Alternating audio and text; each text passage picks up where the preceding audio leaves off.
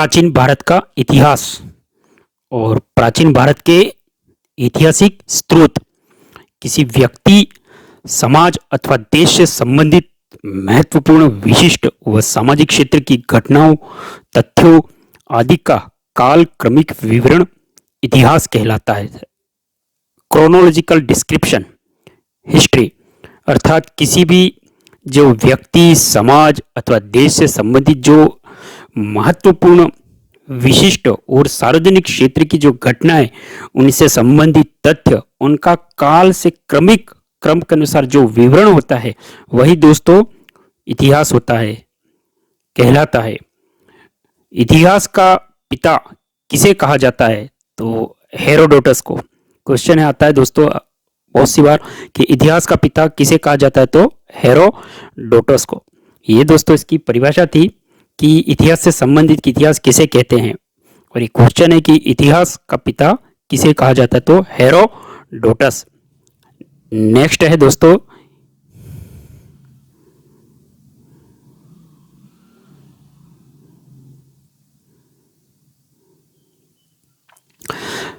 प्राचीन भारत के इतिहास से संबंधित प्रथम वास्तविक पुस्तक किसे माना जाता है? प्राचीन जो भारत होता है, इतिहास से संबंधित प्रथम वास्तविक पुस्तक राजतरंगिणी को माना जाता है। प्राचीन भारत के इतिहास से संबंधित प्रथम वास्तविक पुस्तक किसे माना जाता है? तो राजतरंगिणी। दोस्तों आप कमेंट बॉक्स में कमेंट कर देंगे कि ये जो राजतरंगिणी है, इसके लेखक कौन है, किससे संबंधित ये लिखी गई है। बहुत सी बार क्वेश्चन आ चुका है दोस्तों स्टेट पीसीएस, यूपीएससी के अंदर। शानदार क्वेश्चन है दोस्तों, तो कमेंट करेंगे जो राजतरंगिणी है, इसके लेखक कौन है, किसके द्वारा ये लिखा गया है। नेक्स्ट है कि उत्कीर्ण चिन्ह वाले प्राचीनतम सिक्के क्या कहलाते हैं? तो आज सिक्के, जिनको पंचमार्क कॉइन भी कहते हैं, कि उत्कीर्ण जो चिन्ह वाले प्राचीनतम सिक्के क्या कहलाते हैं? तो आज सिक्के कहलाते हैं। नेक्स्ट है कि सिक्कों के अध्ययन को मुद्रा शास्त्र कहा जाता है। सिक्कों का जो अध्ययन है उसे क्या कहते हैं दोस्तों? मुद्रा शास्त्र। नेक्स्ट है भारत में प्राग ऐतिहासिक खोज प्रारंभ करने का श्रेय किसे दिया जाता है? तो यह है डॉक्टर प्राइमरोज को। भारत में प्राग ऐतिहासिक खोज प्रारंभ करने का जो श्रेय है दोस्तों, प्राइमरोज को दिया जाता है। दोस्तों ये जो इमेज में आप बुक देख रहे हैं, एनसीईआरटी सार संग्रह, ये दोस्तों वन लाइनर के फॉर्म में है, जो महेश कुमार वर्णवाल द्वारा, इसके जो लेखक हैं कॉस्मोस पब्लिकेशन के द्वारा, सीरीज 15 इमेज देखिए दोस्तों इसी से संबंधित। और ये बुक दोस्तों आप किसी भी स्टेट पीसीएस, यूपीएससी, यूपीपीसीएस, जहां से स्टेट से आप बिलोंग करते हैं, उन सब का एक समग्र अध्ययन है। अर्थात सभी के अंदर यह कॉमन टॉपिक है जो प्राचीन भारत का इतिहास है, और प्राचीन भारत के जो ऐतिहासिक स्रोत है, इनसे संबंधित ये वन लाइनर के फॉर्म का है। और ये आपका टॉपिक कॉमन, आप जिस भी स्टेट के हो, Rajasthan, Bihar, Madhya Pradesh, all over India, जहां से भी हो, प्राचीन भारत के इतिहास से संबंधित ये टॉपिक के क्वेश्चन आपके हर एक एग्जाम में आता ही आता है। चाहे आप टीचिंग का एग्जाम हो, आरओ, एआरओ, जहां से भी आप जो एग्जाम देते हैं कंपटीशन के अंदर, ये दोस्तों इस टॉपिक को अवश्य पढ़ के जाएं। इससे संबंधित क्वेश्चन आपके एग्जाम में हर बार प्राचीन भारत के इतिहास से संबंधित आता ही आता है, ये नोट कर ले दोस्तों। और जो ये आज हमने शुरू किया है प्राचीन भारत के इतिहास, इसके सभी टॉपिक्स को हम कवर करेंगे दोस्तों। जैसे कि बताऊं आपको मैं,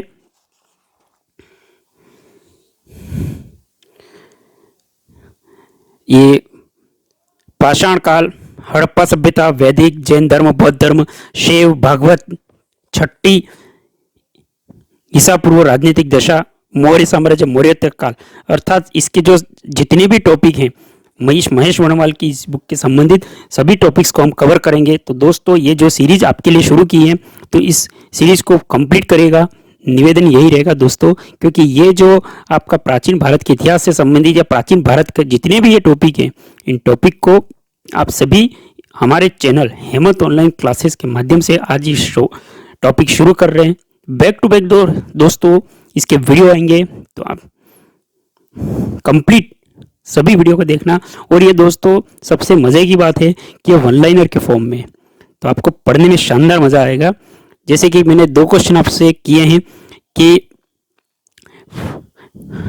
राजत तरंगणी ये पुस्तक है, इसके लेखक कौन है, कमेंट बॉक्स में इसका उत्तर दे। दोस्तों आप जो भी ये नोट्स बनाए तो आप रजिस्टर के साथ नोट्स बनाए, और ये जो वीडियो है आप दोस्तों निवेदन यही है, मात्र 2 ही पेजेस के प्राचीन भारत, क्योंकि वन लाइनर का है, शॉर्ट हैंड नोट्स, शानदार एंजॉय के साथ आपको मजा आ जाएगा।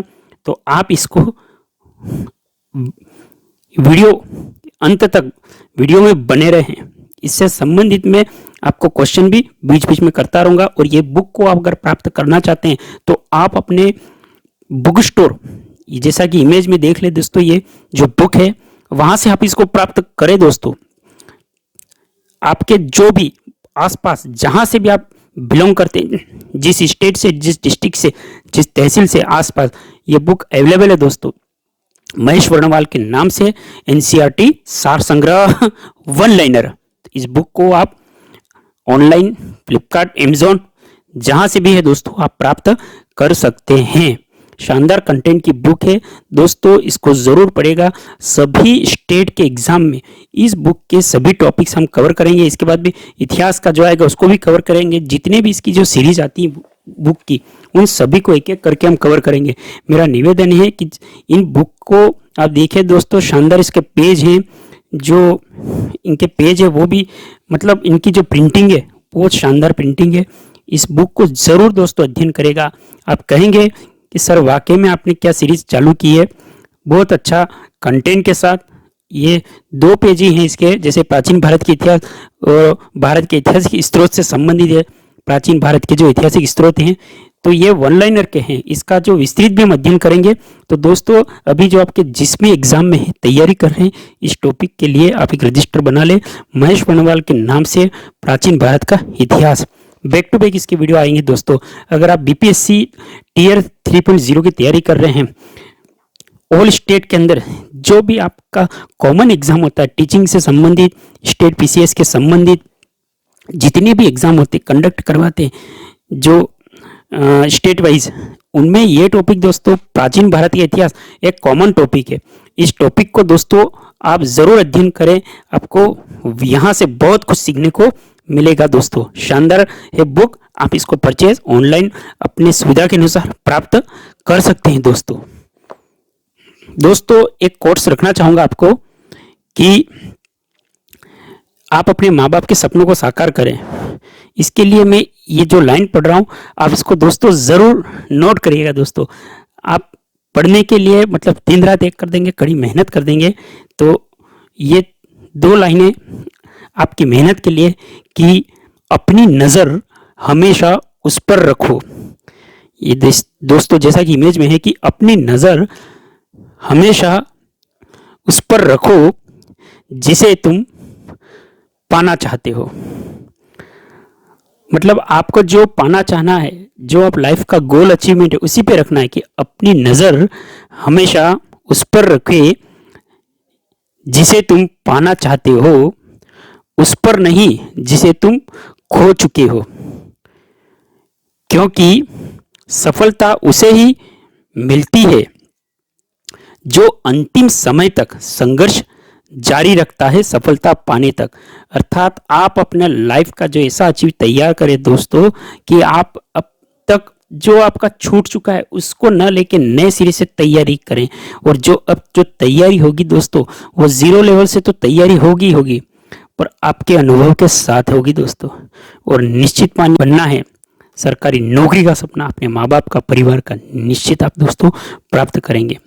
हाँ दोस्तों आपने सही सुना, आप अपने लाइफ का अचीवमेंट अपने ईश्वर पे विश्वास रखें और आपकी मेहनत को एक दिन दोस्तों, एक सेकंड आपका बेकार नहीं जाना चाहिए। आपके माँ बाप के सपनों के लिए मैं आपसे निवेदन करना चाहूँगा कि आप अपनी सफलता के लिए दिन रात एक कर दे और एक सरकारी नौकरी 2024 में आपकी मेहनत से, रिवीजन के माध्यम से, अध्ययन से आप प्राप्त करें और अपने माँ बाप के, परिवार के और समाज के सपनों को दोस्तों आप साकार करेंगे इस 2024 के अंदर। तो ये शानदार कंटेंट की जो एक लाइन है कि अपनी नज़र हमेशा उसी पे रखनी है जिसे तुम पाना चाहते हो, उस पर नहीं जिसे तुम खो चुके हो, क्योंकि सफलता तो उसे ही मिलती है जो अंतिम समय तक संघर्ष जारी रखता है सफलता पाने तक। आपने अब तक जितना भी वर्क किया दोस्तों, उसको आप छोड़ के, अब क्योंकि अभी तक आपने बहुत सारा अध्ययन कर लिया, तो अब तो आपको सिर्फ रिवीजन ही करना है। आप जिस भी एग्जाम की तैयारी कर रहे हैं, चाहे बीपीएससी जो भी आपके होने वाला मार्च के अंदर, उससे भी आपसे मेरा निवेदन है कि ये उसके लिए शानदार टॉपिक है। ऑल स्टेट के एग्जाम जहां से आप बिलोंग करते हैं उनका ये कॉमन टॉपिक है। तो निवेदन यही है कि इस वीडियो को दोस्तों कंप्लीट करना और अंत तक जरूर बने रहना। मैं बीच बीच में जहां मुझे लगेगा मैं आपको कमेंट के माध्यम से क्वेश्चन पूछूंगा, जिस समय आप वीडियो देखें उसके बाद में कमेंट के माध्यम से वीडियो जो क्वेश्चन पूछे उसके उत्तर जरूर देंगे दोस्तों। तो दोस्तों नेक्स्ट है, अब है दोस्तों कि ये जो इतिहास, ये स्ट्रक्चर देखिए दोस्तों, ये कि इतिहास के जो काल अनुक्रम है कि प्रागैतिहासिक काल, आद्य ऐतिहासिक काल और ऐतिहासिक काल। अब दोस्तों इसका अधिकतर आप देखेंगे कि जो प्राग ऐतिहासिक काल है जिसमें मानव की उत्पत्ति 3000 ईसा पूर्व तक, और आद्य ऐतिहासिक काल 3000 ईसा से 600 ईसा पूर्व तक, ऐतिहासिक 600 ईसा से आगे तक। तो प्रागैतिहासिक काल इसके अंतर्गत पुरातात्विक साक्ष्य का अध्ययन का एकमात्र स्रोत है, क्योंकि लिखित साक्ष्य उपलब्ध नहीं है। लिखित साक्ष्य उपलब्ध किंतु अपठनीय। आद्य ऐतिहासिक काल के अंदर लिखित साक्ष्य तो है, उपलब्ध है, किंतु अपठनीय, उसको पढ़ा नहीं जा सकता। और ऐतिहासिक काल तो पुरातात्विक, साहित्यिक दोनों प्रकार के साक्ष्य उपलब्ध हैं। तो ऐतिहासिक काल है जो 600 ईसा पूर्व से आगे, तो इसके जो पुरातात्विक भी हैं और साहित्यिक दोनों प्रकार के साक्ष्य उपलब्ध हैं। दोस्तों एक क्वेश्चन है आपसे जो हमने अभी अध्ययन किया है कि इतिहास के पिता किसे कहा जाता है, कमेंट बॉक्स में कमेंट कर देंगे। और उत्कीर्ण चिन्ह वाले जो प्राचीनतम सिक्के हैं उन्हें क्या कहते हैं, कमेंट बॉक्स में कमेंट करेंगे। क्योंकि मैं दोस्तों जितना भी पढ़ाता हूँ हम साथ साथ हाथों हाथ रिविजन करते हैं, जिससे आपको हाथों हाथ यही याद हो जाए। ऐसे ही क्वेश्चन आपके एग्जाम के अंदर बार बार आते हैं। इन छोटे क्वेश्चनों को आप नोट करिए रजिस्टर के अंदर और कमेंट के माध्यम से भी उत्तर दें दोस्तों। तो नेक्स्ट था आपके, अब है कि प्राचीन भारतीय इतिहास को जानने के लिए किन स्रोतों का प्रयोग किया जाता है। तो धार्मिक ग्रंथ, ऐतिहासिक ग्रंथ, पुरातात्विक साक्ष्य और विदेशी विवरण। जो प्राचीन भारत का इतिहास है इसको जानने के जो स्रोत है उसके लिए दोस्तों हम धार्मिक ग्रंथ, ऐतिहासिक ग्रंथ, पुरातात्विक साक्ष्य और विदेशी विवरण, इनका हम प्रयोग करते हैं, अर्थात इन्हीं के माध्यम से हम जानते हैं प्राचीन भारत के इतिहास के बारे में। नेक्स्ट है, ब्राह्मी लिपि को सर्वप्रथम किस विद्वान ने पढ़ा। तो जेम्स प्रिंसेप द्वारा 1837 ईसा पूर्व। ब्राह्मी लिपि को सर्वप्रथम किस विद्वान ने पढ़ा। तो जेम्स प्रिंसेप द्वारा पढ़ा गया। और कब पढ़ा गया, तो 1837 ईसा में। भारत के प्राचीनतम ग्रंथ वेदों का संकलनकर्ता किसे माना जाता है। भारत के जो प्राचीनतम ग्रंथ और वेदों का संकलनकर्ता महर्षि कृष्ण देवपायन वेदव्यास को माना जाता है। महर्षि कृष्ण देवपायन वेदव्यास, अर्थात ये वेदव्यास का दोस्तों पूरा नाम है। प्राचीन भारत के ग्रंथ के वेदों का जो संकलन है उनका कर्ता कौन है, तो महर्षि कृष्ण देवपायन वेदव्यास, इन्हें माना जाता है प्राचीन ग्रंथों का संकलन करता। नेक्स्ट देखिए दोस्तों, तो कि भारतीय प्राग ऐतिहासिक अध्ययन से संबंधित प्रीहिस्टोरिक इंडिया कृति किसकी है, तो स्टुअर्ट पिगट की। भारतीय प्राग ऐतिहासिक अध्ययन से संबंधित प्रीहिस्टोरिक इंडिया किसकी कृति है, तो स्टुअर्ट पिगट की। नेक्स्ट है, चीनी यात्रियों ने अपनी यात्रा वृत्तांत में भारत के लिए किस शब्द का प्रयोग किया, यह है इंतु। चीनी यात्री ने अपने यात्रा वृत्तांत में भारत के लिए किस शब्द का प्रयोग किया? इन और तू शब्दों का प्रयोग किया। उत्कीर्ण लेखों के अध्ययन को क्या कहा जाता है? तो यह है अभिलेख शास्त्र। उत्कीर्ण लेखकों के अध्ययन को अभिलेख शास्त्र कहा जाता है। लिपियों के विकास के अध्ययन को पुरालिपि विद्या कहा जाता है। लिपियों के विकास का जो अध्ययन है इसको पुरालिपि विद्या कहा जाता है। नेक्स्ट है सर्वप्रथम भारत वर्ष नाम का उल्लेख किस अभिलेख से प्राप्त हुआ? तो हाथी गुफा अभिलेख से प्राप्त हुआ। जो भारतवर्ष नाम का जो उल्लेख है वो कौन सा अभिलेख है जिससे प्राप्त हुआ?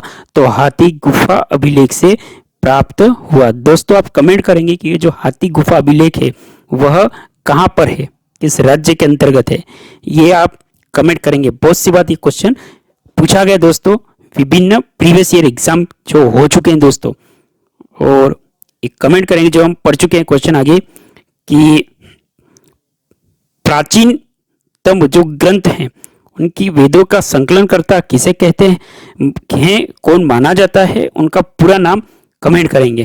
प्राचीन ग्रंथों के वेदों के संकलन करता। नेक्स्ट है दोस्तों, प्राचीन भारत का सर्वप्रथम सुनियोजित इतिहास किसने तैयार किया? प्राचीन भारत का सर्वप्रथम सुनियोजित इतिहास किसने तैयार किया? तो वी.ए. स्मिथ ने तैयार किया। नेक्स्ट है दोस्तों आपके, इनका हमने पहले अध्ययन कर लिया दोस्तों, इतिहास हिस्ट्री, इसको आप नोट करने का कि पौराणिक मान्यता के अनुसार, पौराणिक मान्यता के अनुसार भारत के प्राचीनतम राजा कौन थे? तो है वैश्वत मनु। पौराणिक मान्यता के अनुसार भारत के प्राचीनतम राजा वैश्वत मनु थे। वायु पुराण में किस वंश का उल्लेख है? तो गुप्त वंश का। वायु जो पुराण है किस वंश का उल्लेख है इसमें? तो गुप्त वंश का। दोस्तों आप कमेंट करेंगे कि हमारे जो पुराण हैं वो कितने हैं, और क्रम वाइज अगर नाम नोट करके कमेंट करें कौन कौन से पुराण हैं, हमारे पुराण कितने हैं और उनका नाम क्या क्या है। क्रम वाइज आप नाम से नाम के अनुसार कमेंट करें। शिव पुराण, गरुड़ पुराण, इस तरह के हमारे दोस्तों पुराण हैं, ये इनकी संख्या कितनी है और वो कौन कौन से हैं आप कमेंट करेंगे। नेक्स्ट है कौटिल्य के अर्थशास्त्र से किस वंश के इतिहास की जानकारी मिलती है? तो मौर्य वंश।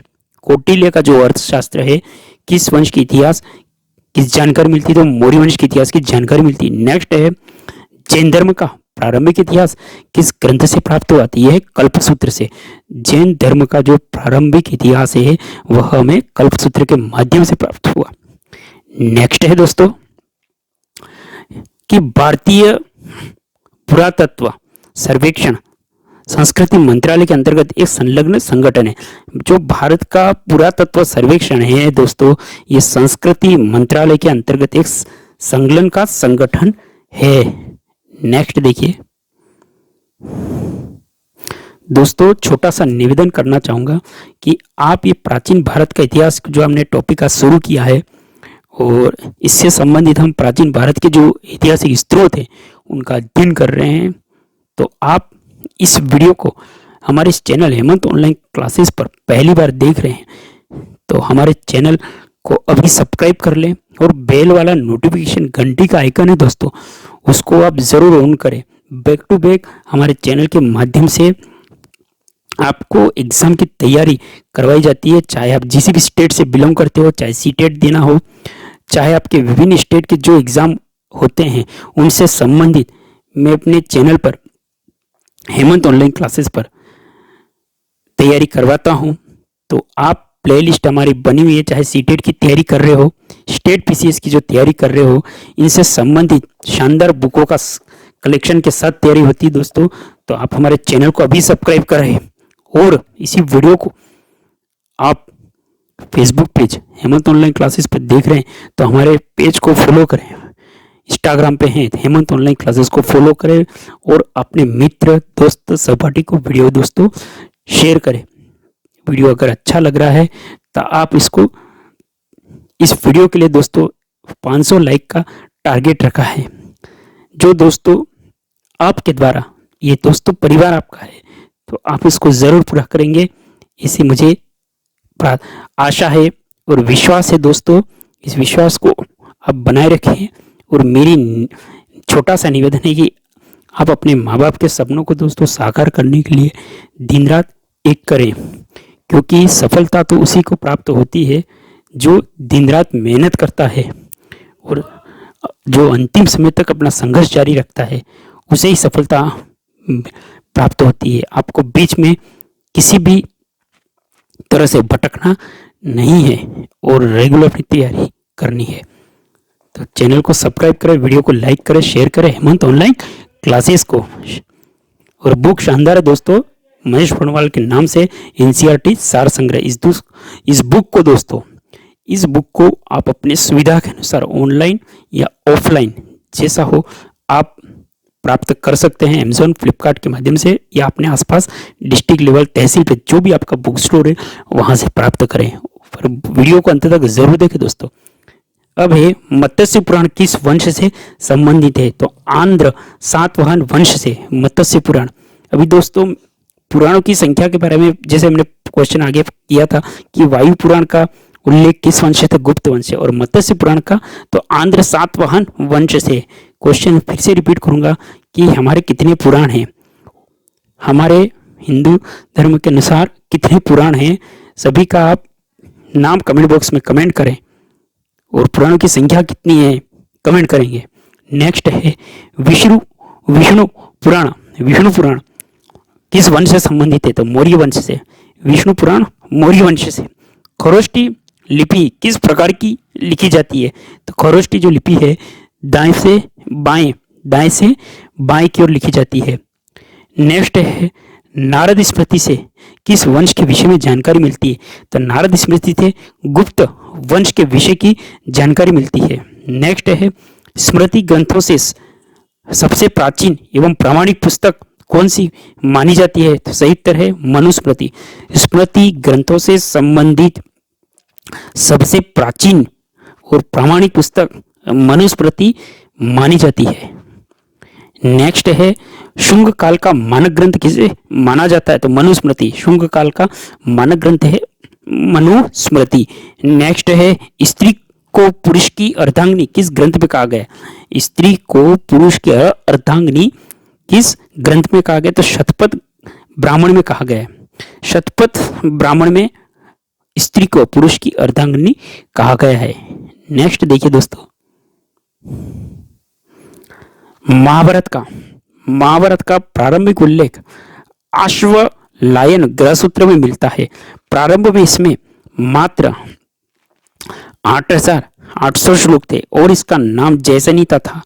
कुछ समय पश्चात यह बढ़कर 24,000 श्लोक हो गया और भारत नाम से प्रसिद्ध हुआ। अंत में 1,00,000 श्लोक होने के कारण इसे शत सहस्त्रित संहिता या महाभारत जाने लगा। तो महाभारत का जो अन्य नाम है ये क्या है, कमेंट बॉक्स में कमेंट करेंगे। और महाभारत के जो कुल कितने श्लोक है महाभारत के अंदर, कमेंट बॉक्स में कमेंट करेंगे। नेक्स्ट है पुरालेख विद्या से क्या अभिप्राय है, तो शिलालेखों का अध्ययन। पुरालेख विद्या से है शिलालेखों का अध्ययन, यह अभिप्राय है। नेक्स्ट है पुरावशेष का महानतम अन्वेषक किसे माना जाता है, पुरा अवशेष का महानतम अन्वेषक डार्विन को माना जाता है। नेक्स्ट है इबन बतूता या यात्रा वृत्तांत किस नाम से है, तो रहेला। इबन बतूता यात्रा वृत्तांत रहेला से है, प्रसिद्ध है। हेनसांग ने किस विश्वविद्यालय में बौद्ध धर्म का अध्ययन किया, तो नालंदा विश्वविद्यालय। दोस्तों आप कमेंट करेंगे कि जो हेनसांग ने बौद्ध धर्म का अध्ययन नालंदा विश्वविद्यालय में किया, यह नालंदा किस राज्य के अंतर्गत है, ये आप कमेंट करेंगे। कहां पे है ये कमेंट करेंगे दोस्तों।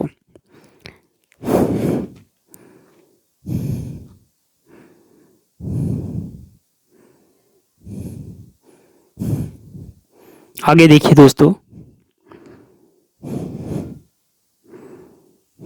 कि जो प्रमुख जो अभिलेख हैं और उनके शासक, तो हाथी गुफा का अभिलेख ये कलिंग नरेश खारवेल इसके शासक, हाथी गुफा अभिलेख। नेक्स्ट है एहोल पुलिकेशन द्वितीय, नासिक गौतमी बलश्री, नासिक का अभिलेख गौतमी बलश्री। जूनागढ़ अभिलेख, जूनागढ़ है रुद्रदामन। प्रयाग स्तंभ अभिलेख समुद्रगुप्त, मंदसौर अभिलेख मालवा नरेश यशोवर्मन। ग्वालियर अभिलेख पृथ्वीराज नरेश भोज। देवपड़ा अभिलेख बंगाल शासक विजय सेन। भित्री या जूनागढ़ अभिलेख स्कंदगुप्त। नेक्स्ट है बौद्ध स्तंभ लेख,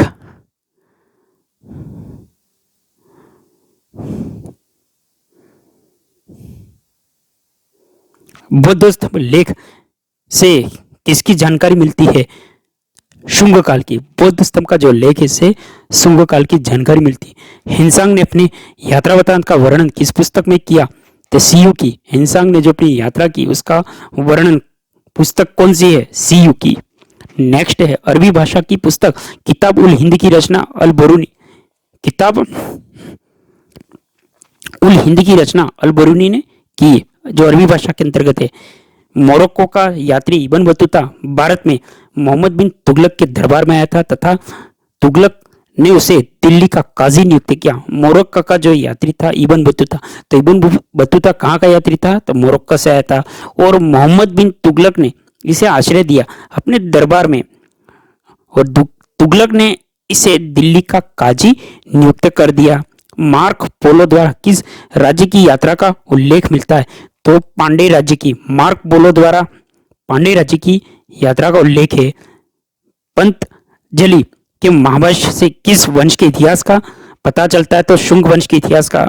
पंतजलि के महाभाष्य के किस वंश का इतिहास का पता चलता है? तो शुंग वंश के इतिहास का। नेक्स्ट है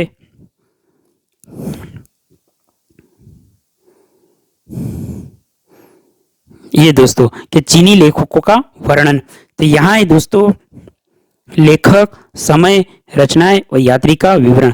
इसको दोस्तों अपने रजिस्टर के अंदर नोट करिएगा दोस्तों। फाइयान समय है इसका 399 से 414 ईसा। रचनाएं भारत की दशा का विवरण। और विशेष आप देखेंगे दोस्तों कि यह प्रथम चीनी यात्री था जिसने चंद्रगुप्त द्वितीय विक्रमादित्य के समय भारत की यात्रा की। इसने गुप्त काल में वस्तु विनिमय का माध्यम कोड़ियों तथा चंद्रगुप्त मौर्य के राजप्रसाद और महल को देव निर्मित बताया। फाइयान जो लेखक था उसका समय 399 से 414 ईसा और इसने जो रचना है भारत से संबंधित विवरण दिया भारतीय दशा का और इसके संबंधित विवरण फाइयान का। तो ये पहला जो चीनी यात्री था जो चंद्रगुप्त के दरबार के विक्रमादित्य के समय, चंद्रगुप्त द्वितीय विक्रमादित्य के समय भारत के अंदर इसने यात्रा की और इसने गुप्त काल में वस्तु विनिमय के माध्यम जो कोड़िया है तथा चंद्रगुप्त के राजप्रसाद राजमहलों का वर्णन उसने बताया उसके किताब के अंतर्गत कि देव निर्मित है, अर्थात देवताओं द्वारा ये महलों को बनाया गया है, ऐसा फाइयान का मानना था। नेक्स्ट है हिंसांग, तो 629 से 645 और सीयू की रचना पाश्चात्य संसार का लेख इसने वर्णन किया हिंसांग ने। समय दोस्तों ध्यान रखेंगे और इनकी रचनाएं यात्री से संबंधित दो ही पूछते कि ये और किसके दरबार में आया और इसने क्या किया है। तो शानदार है, इसको आप नोट करिएगा कि हिंसांग का समय 629 से 645 ईसा पूर्व। सीयू पाश्चात्य संसार के लेखक, सीयू इसकी पुस्तक की रचना है। हिंसांग सम्राट हर्षवर्धन के समय भारत आया और इसने हर्ष को शिलादित्य की उपाधि से विभूषित किया। इसे यात्रियों का राजकुमार, शाक्य मुनि, नीति का पंडित माना जाता है। हिंसांग को यात्रियों का तो राजकुमार, शाक्य मुनि और नीति का पंडित कहा जाता है। इत्सिंग 673 से 675 ईसा पूर्व, 673 से 675 ईसा पूर्व और प्रसिद्ध बौद्ध भिक्षुओं की आत्मकथाएं। चीनी बौद्ध यात्री जो नालंदा विश्वविद्यालय में अध्ययनरत रहा। 3 यात्रियों का यहाँ पे विवरण है दोस्तों, एक तो फाइयान, हिंसांग और इत्सिंग। ये शासक चीनी लेखकों का वर्णन है। तो इत्सिंग आया था 673 से 675 और प्रसिद्ध बौद्ध भिक्षुओं की आत्मकथाएं। चीनी बौद्ध यात्री जो नालंदा विश्वविद्यालय में अध्ययनरत रहा। नेक्स्ट आप देखिए कि नोट कर लें कि सती प्रथा का प्रथम लिखित साक्ष्य 510 ईस्वी में भानुगुप्त के एरण अभिलेख से प्राप्त हुआ। सती प्रथा का जो लिखित साक्ष्य 510 ईसा के भानुगुप्त के एरण अभिलेख से प्राप्त हुआ। तो दोस्तों ये प्राचीन भारत के जो स्त्रोत है इनके वन लाइनर के रूप में हमने अध्ययन किया, शानदार कंटेंट के साथ है। दोस्तों आप निवेदन की जहां ये जो सारणियां बनी गई हैं आप अपने रजिस्टर के अंतर्गत नोट करें। जितना आप नोट करेंगे उतना आपको आपके एग्जाम के अकॉर्डिंग याद हो जाएगा और स्थायी रूप से याद होगा, हाथों हाथ याद होगा। तो दोस्तों आप इसको रजिस्टर के अंतर्गत नोट करें, जितना आप राइट करेंगे उतना आपको याद हो जाएगा। दोस्तों शानदार कंटेंट है, महेश वर्णवाल के नाम एनसीईआरटी सार संग्रह बुक, आप इसका जरूर अध्ययन करें। और आपका जो रिवीजन है, जिस एग्जाम की तैयारी कर रहे हैं, स्टेट पीसीएस के अंदर, यूपीएससी के अंदर शानदार कंटेंट के साथ ये बुक आती है। तो आप विभिन्न एग्जाम की जो तैयारी करते हैं, स्टेट के अंदर जो कॉमन टॉपिक आता है प्राचीन भारत का इतिहास, तो इस टॉपिक को जरूर वन लाइनर के रूप में आप नोट करें, अध्ययन कर ले दोस्तों। एक छोटा सा आपकी निवेदन यही है कि एक कोट्स रखना चाहूंगा दोस्तों कि ये देखिएगा इमेज के अंदर कि कड़ी मेहनत आपको वहां पहुंचा देती है, कड़ी मेहनत आपको वहां पहुंचा देती है जहां अच्छी किस्मत शायद आपको पहुंचा दे।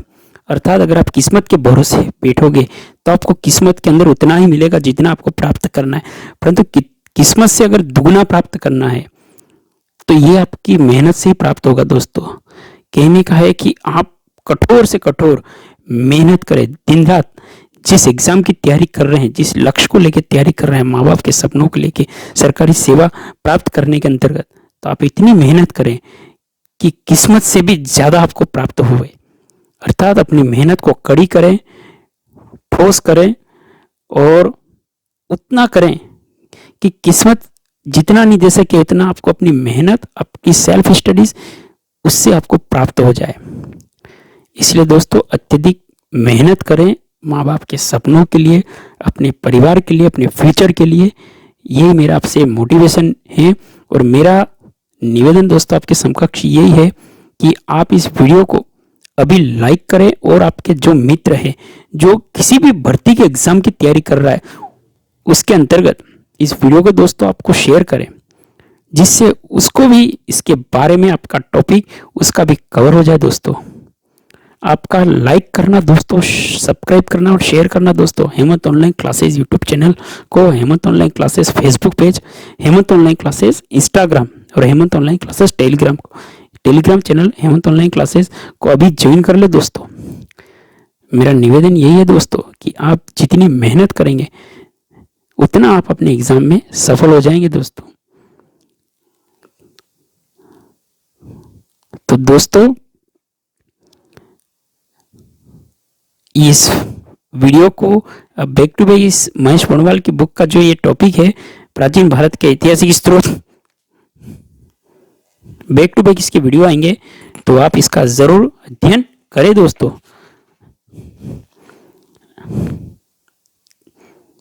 और वीडियो के बारे में शानदार अच्छे कमेंट करें दोस्तों, जिससे मुझे भी आगे ये वीडियो के लिए मोटिवेशन मिलता है। मैं बैक टू बैक आपकी तैयारी करवाऊंगा दोस्तों, चाहे जिस भी एग्जाम की आप तैयारी कर रहे हैं, प्राचीन भारत का ये जो टॉपिक है उसको पूरा कवर कर लेंगे। महेश वर्णवाल की बुक है दोस्तों ये।